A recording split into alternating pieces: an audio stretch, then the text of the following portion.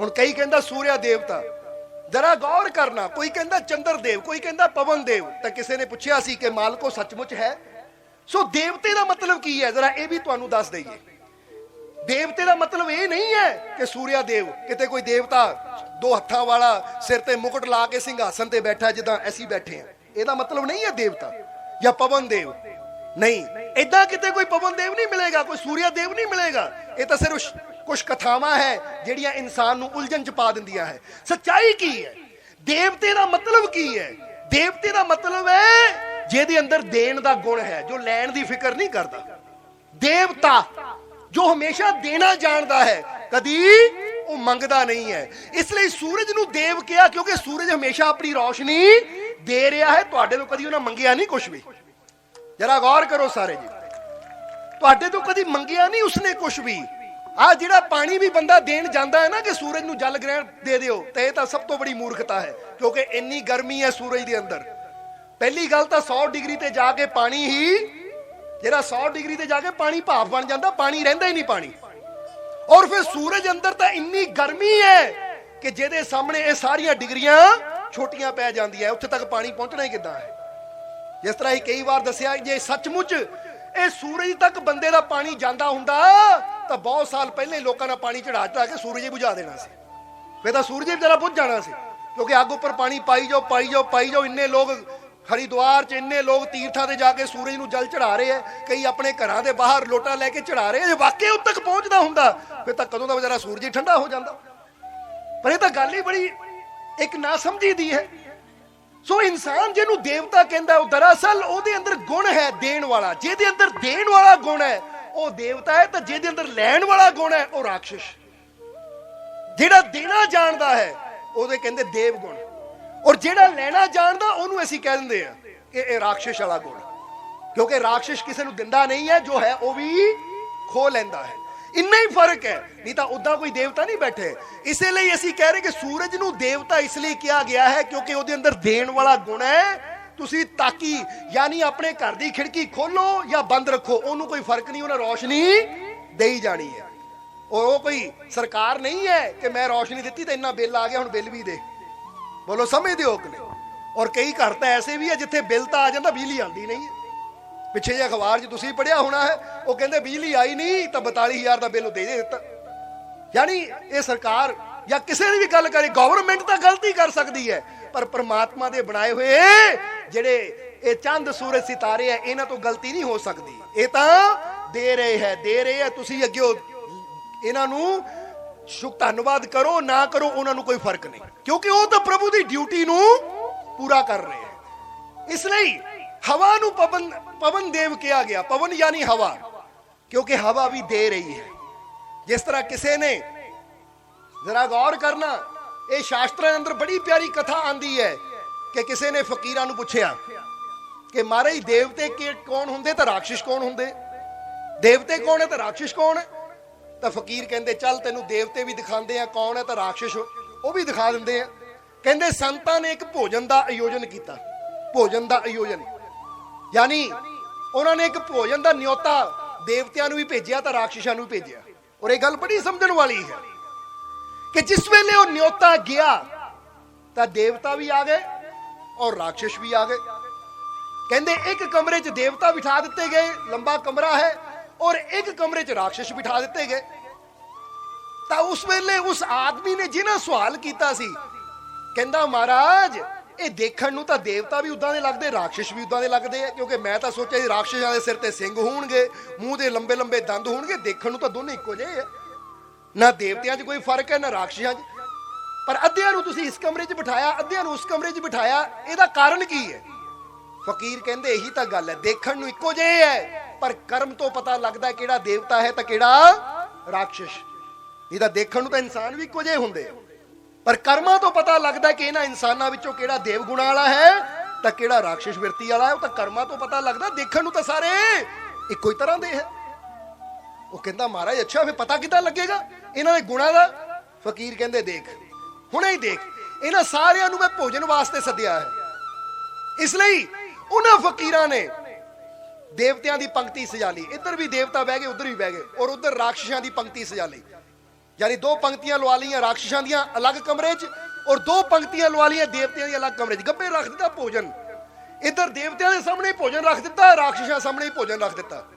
और भोजन रखण तो बाद फकीरां ने देवतियां नूं कहा कि बई तुहानूं एक चुनौती देनी है मैं। वो कहंदे किहड़ी चुनौती? फकीरां ने कहा देवतियां नूं अपने हाथ सीधे कर लो। जदों हाथ सीधे कीते तां फकीरां ने सारे देवते हत्थां नाल एक सीधी लाठी बन दित्ती, यानी सीधा एक डंडा बाहां दे नाल बन दित्ता ताकि बाहां बैंड ना होण, सीधियां ही रहण। जिद्दां कोई इत्थों लैके प्लास्टर हो जांदा ना किसे दे, डॉक्टर प्लास्टर कर दिंदे तो बाह सीधी रहिंदी है, बंदा वेंड नहीं कर सकदा, मोड़ नहीं सकदा। इहदे फकीरां नाल इन्हां ने डंडे हाथ हाथ पर डंडे उन्हें बाहां नाल बन दित्ते। जदों बाहां नाल बन दित्ते बाहां सीधियां, हुण इत्थों लैके इत्थे तक वधियां, हाथ हिला सकदे पर बाहां मोड़ नहीं सकदे। और उद्दां ही फकीरां ने राक्षसां नाल बन दित्ता, राक्षसां दे भी हत्थ उद्दां ही बन दित्ते। हुण राक्षसां दे हत्थ भी सीधे बन दित्ते, देवतियां दे हत्थ भी बन दित्ते। तां फकीरां ने कहा हुण भोजन शुरू करो। हुण कमाल दी गल है, भोजन शुरू किद्दां करिए? क्योंकि भोजन बुरकी तोड़ांगे मूंह तक लियावांगे तो उहदे वास्ते बांह दा मुड़ना जरूरी है। जे बांह सीधी होएगी तो बंदा किद्दां मूंह च पाएगा? तुसीं आप देख लो कि सीधी बांह होवेगी बंदा लियाएगा किद्दां? हुण तां सारे परेशान कि खाइए किद्दां। और जरा ध्यान देना, फकीर कहंदे सेवक नूं, कहंदे आ जा हुण वक्त आ गया है तैनूं पता लगण दा कि देवतियां दा गुण किहड़ा हुंदा है तां राक्षसां दा गुण किहड़ा हुंदा है। कहंदे हुण तैनूं पता लगू। वो कहंदा महाराज इदां खाना किदां खा होएगा? क्योंकि वो अपना देखे, वो सेवक कहंदा जी ये तां खाना खा ही नहीं होना। फकीर कहंदे आ जा तू देख ले। यही ताही तां चुनौती रखी है, ताही तां ये शर्त रखी है कि पता लग जाए किहड़ा देव गुणा वाला है तां किहड़ा राक्षस गुणा वाला है। ताही तां ये शर्त रखी है। कहंदा महाराज इदां किदां पता लगेगा? कहंदे हुण देख ले। दोनों कमरिਆਂ ਤੋਂ बाहर फकीर तो उन्हें सेवक खड़े है, इधर देवता बैठे हैं कमरे च, इधर राक्षस बैठे हैं। हुण फकीरां ने कहा भोजन शुरू करो। हुण जदों शुरू करन लगे तां की कीता जावे? हुण राक्षस है, उन्हां दा कमरा देखिया कि बुरकी तोड़दे आ, ऐदां मारदे आ, कोई अख च वजदी है, कोई मूंह च वजदी, कोई मत्थे च वजदी है, मूंह तक तां जांदी नहीं है क्योंकि ऐदां सीधी किद्दां जावे। कई राक्षस ज्यादा समझदार बनने की कोशिश करते हैं, चकते हैं उपर करके छड़ते हैं, वो भी सीधा मूंह जाने की बजाय कभी नक च जाती है, कभी अख च जाती है। और कई तो इत्थे तक है उन्होंने पता कि साडे तो खा नहीं होना, चक जाके दूजे दे मारी जाते लै जिदा खेडते हैं।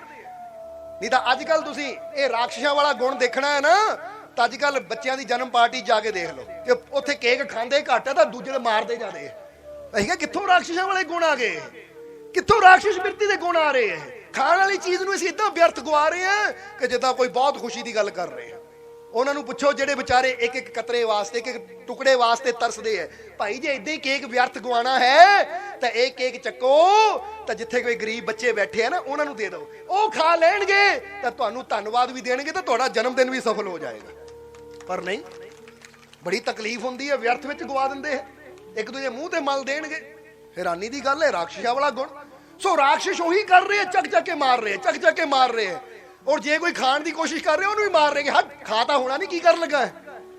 चंगा खलारा पाता, अपने मुंह लवेड़ ले, कपड़े लवेड़ ले, खलारा ही खलारा। तो सेवक ने कहा महाराज इदां ही होना सी, मैं तुहानूं पहले कहा सी इदां डंडे बंद दित्ते हत्थां नाल कित्थों खा होना है, इदां ही खलारे पैने हैं। पर आ देवतियां वाले कमरे च बड़ी शांति है, इधर कोई रौला ही है नहीं। इधर तो बड़ा शोर मचाया राक्षसां ने, हाला लाला की हुई है, हस रहे हैं, मजाक उड़ा रहे हैं, चीज़ां खिलार रहे हैं।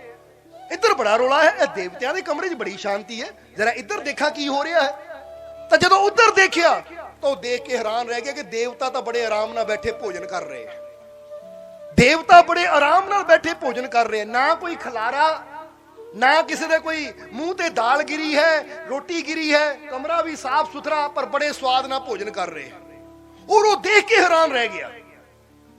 हुण राक्षस नहीं कर पाए भोजन, पर देवता आराम नाल भोजन कर रहे हैं, किसी परेशानी तो बिना भोजन कर रहे हैं। वो किद्दां कर रहे हैं? देख के हैरान रह गया कि देवता बुरकी तोड़ दे है और बुरकी तोड़ के अपने मुंह च पाने की बजाय सामने बैठे दे मुंह च पा रहे हैं। क्योंकि हाथ सीधे है, अपने मुंह च नहीं पा सकते, पर सामने बैठे दे मुंह च आराम नाल वो पा सकते हैं ना। ਉਹ ਸਾਹਮਣੇ ਵਾਲਾ ਉਹਦੇ ਮੂੰਹ 'ਚ ਪਾ ਰਿਹਾ, ਉਹ ਉਹਦੇ ਮੂੰਹ 'ਚ ਪਾ ਰਿਹਾ ਹੈ, ਇੱਕ ਦੂਜੇ ਦਾ ਪੇਟ ਭਰ ਰਹੇ ਹੈ, ਇੱਕ ਦੂਜੇ ਦਾ ਪੇਟ ਭਰ ਰਹੇ ਆ ਤਾਂ ਦੋਨਾਂ ਦਾ ਆਪਣਾ ਪੇਟ ਭਰ ਰਿਹਾ ਹੈ। ਫਕੀਰ ਕਹਿੰਦੇ ਬਸ ਆਹੀ ਦੇਖ ਲੈ, ਇੱਥੋਂ ਹੀ ਪਤਾ ਲੱਗਦਾ ਹੈ आ देव गुण है, आ राक्षस गुण है। क्योंकि राक्षस अपना ही पेट भरन की कोशिश करता है, और जे अपना ना भरे तो किसी दूजे भी भरन नहीं दिंदा, फिर ओनू भी छेड़ता है, ओदे मूहों भी निवाला खोण की कोशिश करता है। ये राक्षसां दी विरती है। तो जिहड़ा देव गुण वाला होएगा ना, वो अपनी फिक्र नहीं करेगा, वो कहेगा दूजे दा पेट भरा, दूजे दा पेट भरा। क्योंकि दूजे दा पेट भरांगे तो जरा गौर करना, जे दूजे दा पेट भरांगे तो परमात्मा तुहानू कदी भुखा रहन ही नहीं देगा, तुहाडा पेट भी नाल ही भरेगा, क्योंकि देव गुण है। इसीलिए कुछ चीजों को देवता किया गया है। तो वो देवता इसलिए नहीं किया गया कि वो देवता कोई है जिहदी पूजा करके तुहानू कोई शक्ति मिलनी है, जिहदी पूजा करके कोई तुहाडा जन्म सफल हो जाना है। नहीं, वो देवता उन्होंने इसलिए किया गया कि उन्होंने अंदर देण दा गुण है। जिहदे अंदर देण दा गुण होवे, लैण दी ना चाहना होवे, वो है देवता। और जे तुहाडे चों कोई इंसान देण दा गुण रखदा है, क्योंकि एक तां हुंदा बंदा कहंदा मैं देवां अग्गेओं मैनू मिले, ये तो इंसानी विरती है। पर एक हुंदा मैं देवां मैनू कुछ मिले ना मिले। मैं किसी नू पानी पिलाना, अग्गेओं मैनू धन्नवाद देवे ना देवे। मैं किसी नू भुखे नू रोटी खिलानी है, अग्गेओं मैनू थैंक यू कवे ना कवे। एक बंदा इदा खिलांदा है तो एक बंदा इदा खिलांदा, अज मैं इनू रोटी खिलावां ताकि कल नू मैनू खिलावे, अज मैं इनू भोजन देवां ताकि कल नू मैनू देवे, अज मैं इनू कपड़ा देवां ताकि कल नू मैनू देवे। इसलिए तो ब्याहां शादियां देखिया ना, कोई जिन्ना सूट दिंदे, जिन्ने पैसे दिंदे, नाल नाल लिखदे भी है, एक सूट नाल 1100 रुपया, लिख लो भाई इनू असीं देना भी है। जरा गौर करना कि जिन्ना ये सानू देवे इनू मोड़ना भी है। ये इंसानां दे गुण है, पर देवतां दे गुण हुंदे, वो देना तो जानदे है, बिना किसी चीज नू लैण दी आस तो, बिना किसी चीज नू लैण दी उम्मीद तो देना ही जानदे कि मैं देना ही है।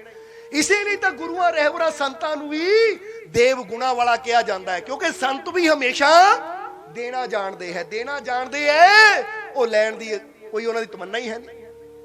इसलिए तुसी भी अपने अंदर थोड़ा जिहा गौर करना है, ये जरूर ध्यान देना है कि साडे अंदर देव गुण है, इंसानी गुण है या राक्षसी गुण है।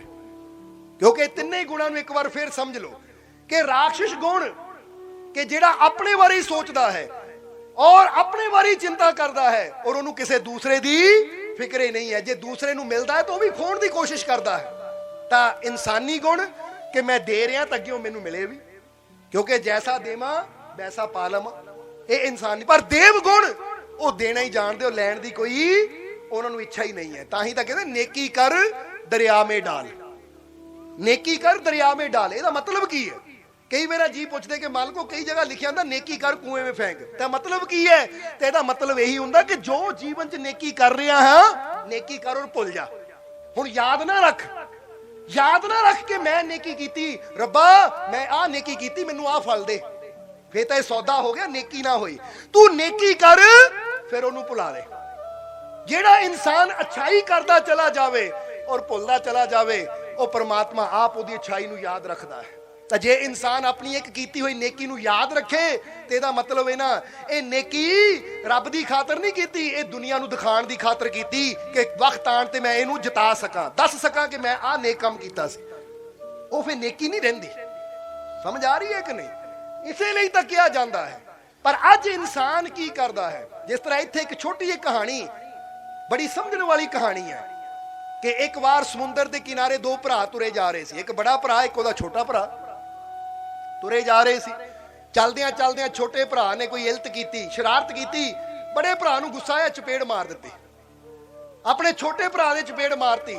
जदों चपेड़ मारी तो छोटा भरा जमीन ते बैठा, क्योंकि समुंदर के किनारे तुरे जा रहे थे, रेत ते बैठा, और रेत के उपर उन्हें लिख दिता कि मेरे बड़े भरा ने मेरे जोर नाल चपेड़ मारी। लिख के अगे तुर पिया। भरा ने भी देखिया कि रेत ते लिख रहा, लिखी जाए तां की, मैनू किहदा डर, क्योंकि मम्मी डैडी घर बैठे इत्थे लिख भी देगा तां की। हुण कहंदे है भरा अगे तुर पिया नाल मोरे मोरे, तो छोटा भी मगर मगर तुर पिया। आखिर थोड़ा अगे गए, थोड़ा अगे गए, एक जोर दी लहर आई, एक जोर दी लहर आई, छोटा भरा पानी वाल चला गया। जांदे जोर दी लहर आई, वो पानी दे विच बहा के ले जान लगी। उन्हें आवाज मारी बचाओ बचाओ, बड़ा भरा दौड़ के गया, जाके उन्होंने पानी चो कढ़ के अपने गल नाल ला लिया। जदों गल नाल लाया तो छोटे भरा ने एक पत्थर, एक चट्टान सी, वो चट्टान दे उपर लिखिया कि मेरे भरा ने मेरी जान बचाई। ਉਹ ਬੜਾ ਭਰਾ ਬੜਾ ਹੈਰਾਨ ਹੋਇਆ, ਕਹਿੰਦਾ ਜਦੋਂ ਮੈਂ ਤੇਰੇ ਚਪੇੜ ਮਾਰੀ, ਜਦੋਂ ਮੈਂ ਤੇਰੇ ਥੱਪੜ ਮਾਰਿਆ, ਤੂੰ ਰੇਤ ਤੇ ਲਿਖਿਆ, ਜ਼ਮੀਨ ਤੇ ਲਿਖਿਆ।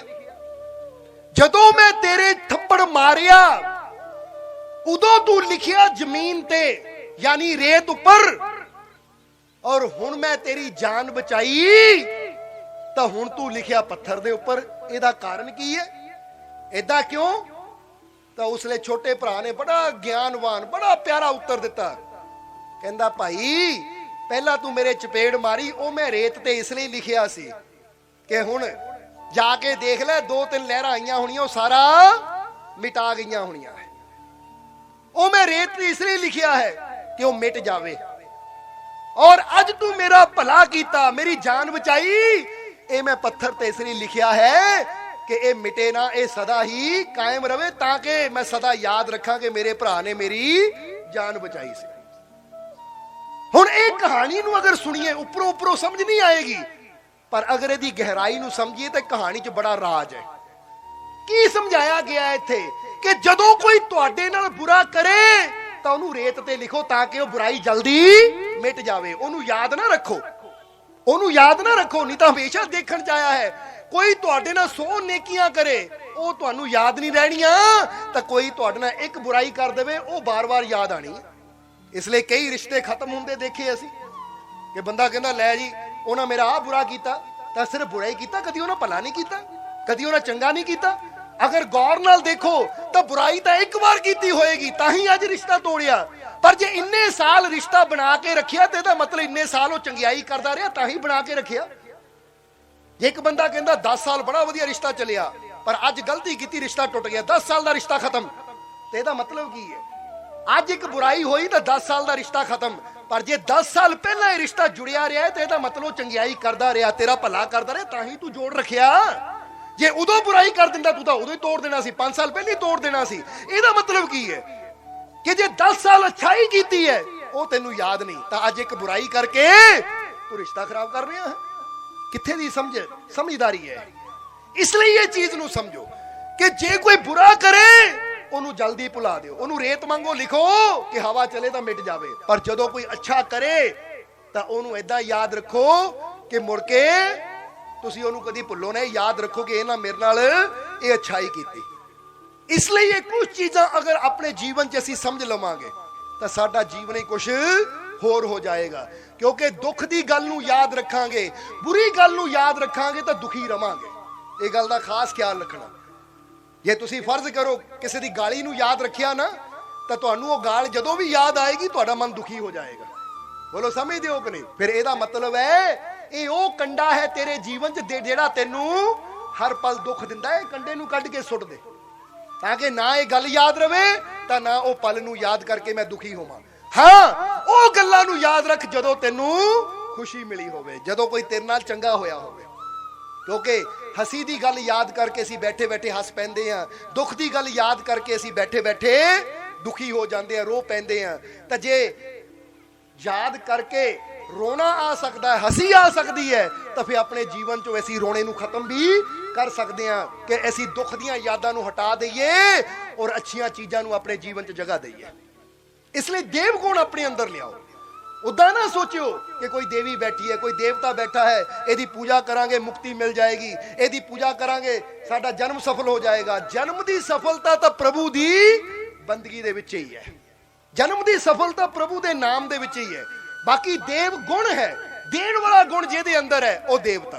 फिर चाहे वो सूर्या देव कह लो क्योंकि दे रहा है रोशनी, चाहे पवन देव कह लो क्योंकि हवा दे रही है सानू जीवन, चाहे जल देव कह लो क्योंकि जल भी सानू जीवन दे रहा है, चाहे धरती नू माता कह लो क्योंकि ये भी सानू संभाल रही है।